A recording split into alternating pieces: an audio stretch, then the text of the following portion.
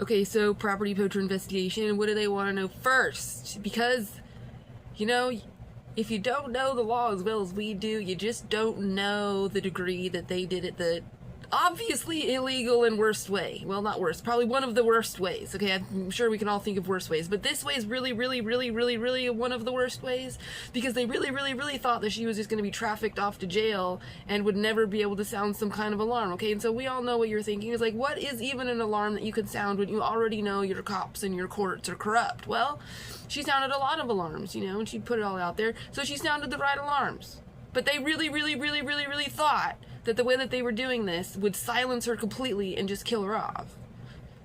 And so even then, the fact that she knew to preempt it at all, knew that she knew exactly what was going on. So then again, it's like these people just weren't paying attention. But even then, you know, at the point that we get to them locking her out and handcuffing her away to get at her properties, everybody wants to know, how many times have you gotten fucking away with this?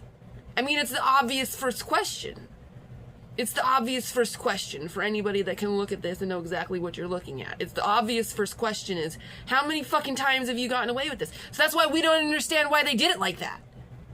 Except for they must have really thought that Brittany was going to be dead. But I guess in Brittany's little pea brain right now, like, she doesn't even necessarily understand, like, what would she have done once she was in jail? Well, that's the point, Brittany. There would be nothing you could have done once you were in jail if you hadn't preempted it. But then, if they didn't notice you preempting it, they really thought that that would just be nullified? Exactly. So it just leaves a lot of fucking questions, because the way they did it is acting like they didn't expect anybody to ever notice that you were just being killed off for that tenement. So how many times have they gotten away with this? But that's what I just want to look at them in their face and be like, you realize it's that fucking obvious, right? Like, why would you take that risk?